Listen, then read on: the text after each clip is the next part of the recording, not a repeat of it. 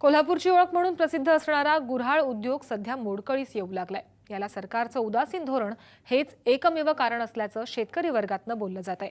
त्यामुळे गुळ उत्पादक शेतकऱ्यांना वाचवायचं असेल तर सरकारनं वेळीच याची गांभीर्यानं दखल घेण्याची मागणी कोल्हापूर जिल्ह्यातील गुळ उत्पादक शेतकऱ्यांकडून व्यक्त केली जाते आहे।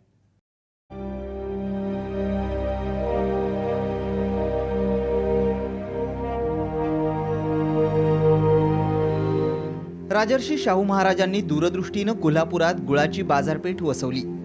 कोल्हापूरच्या नैसर्गिक गुणधर्मांमुळेच चव, रंग आणि टिकाऊपणा या बाबतीत कोल्हापुरी गुळाला जागतिक बाजारात तोड नाही। मात्र सध्याचा वाढलेला उत्पादन खर्च आणि गुळाला मिळणारा दर याचा ताळमेळ बसत नाहीये। त्यामुळे गुळ उत्पादक शेतकऱ्याला दिवसाला किमान 8 ते 10 हजाराचा तोटा सहन करावा लागतोय। परिणामी गुळ उत्पादक शेतकऱ्यांनी हताश होत आपली गुऱ्हाळ घरच बंद करायला सुरुवात केली आहे। प्रयाग चिखली गावातील मारुती चौगले त्यापैकीच एक।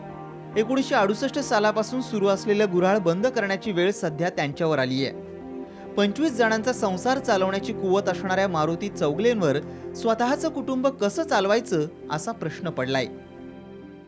पण आता सध्या अशी परिस्थिती झालेली आहे, मजुरांची मजुरी वाढली, त्याशिवाय घाणा भाडं वाढलंय, लाईटचं दर वाढल्यामुळं सगळं महागाई वाढत चालल्यामुळं चार आदनाला कमीत कमी 10 ते 12 हजार खर्च येतोय। तो परवडण्यासारखा नाही आणि त्याचा ताळमेळ गाठला तर त्यात फायदाच।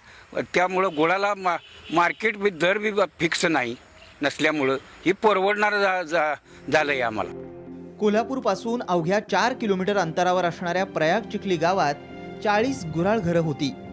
सध्या 25 गुऱ्हाळ घरंच सुरू राहिली आहेत। यातील बंद पडलेल्या गुऱ्हाळ घरातील लाखो रुपयांची साधन सामुग्री गंजून भंगारात जाण्याच्या अवस्थेला पोहोचली आहे। गुळाला हमीभाव नसल्यानं व्यापाऱ्यांकडून दराच्या बाबतीत शेतकऱ्यांची फसवणूक होते। त्यामुळे सरकारनं गुळाला हमीभाव देणं गरजेचं आहे। बाजारातील दर घसरल्यास फेडरेशनच्या माध्यमातून गुळ खरेदी करून गुळ उत्पादकांना वाचवण्याची अपेक्षा शेतकऱ्यांनी व्यक्त केली आहे। पूर्वी एका मजुराला 100 रुपये दर होता।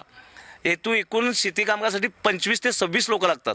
त्याचा एकंदर हिशोब आपण केला तर त्यांना दिवसाकाठी 7.5 ते 8 हजार रुपये मजुरी द्यायला लागते 25 ते 26 कामगारांना। आजची ती परिस्थिती न परवडणारी शेतकऱ्याला आहे। त्याकडे टोटली एकंदर त्याचा अभ्यास केला, गुळाचा भाव 2700 रुपये, 2800 रुपये, पूर्वी कसं 3300, 3400, 3500 रुपये हा भाव मिळत होता। त्यावर 4 पैसे शेतकऱ्याला राहत होते। आजची अवस्था बघितली तर फार कोल्याप शेतकरी झालेला आहे। त्यांच्या अंगावर केलेल्या कष्टाचे पैसे अंगावर बसलेले आहेत। त्या कारणाने एकंदरीत 2-3 वर्षामध्ये गुळासाठी टोटली बंद होत आलेले आहेत। यापूर्वी कोल्हापूर मार्केट समितीत गुळ सौद्यात असणाऱ्या अनेक अनिष्ट प्रथांमुळे गुळ उत्पादक शेतकरी मेटाकुटीला यायचे। मात्र त्यातूनही मार्ग काढत गुऱ्हाळ उद्योग चांगल्या प्रमाणात सुरू होता। मात्र आघाडी सरकारनं गुळ नियमन रद्द केल्यापासून गुऱ्हाळघरांना घरघर लागली आहे।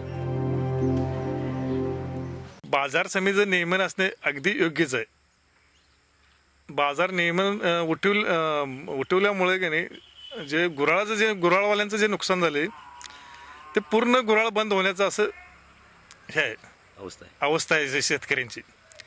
आणि जो शेतकरी स्वतः विकल तेच टिकणार आणि सर्व शेतकऱ्यांची काही अशी हे मानसिकता नाही की असं स्वतः विकावं आणि हे, त्यामुळे पूर्ण गुऱ्हाळ जवळ पडण्या मार्गावर आहेत। गुऱ्हाळ उद्योगाला पुन्हा ऊर्जितावस्था प्राप्त करून देण्यासाठी सरकारनं वेळीच उपाययोजना करणं गरजेचं आहे। त्यासाठी सध्या सुरू असलेल्या हिवाळी अधिवेशनात कोल्हापूरच्या लोकप्रतिनिधींनी आवाज उठवण्याची मागणी या गुळ उत्पादक शेतकऱ्यांनी केली आहे। अन्यथा राजकीय स्वार्थापोटी फोफावलेल्या साखर कारखानदारीच्या विळख्यात गुऱ्हाळ घरांचं अस्तित्व इतिहास जमा झाल्याशिवाय राहणार नाही। राजेंद्र हंकारे, साम टीव्ही, कोल्हापूर।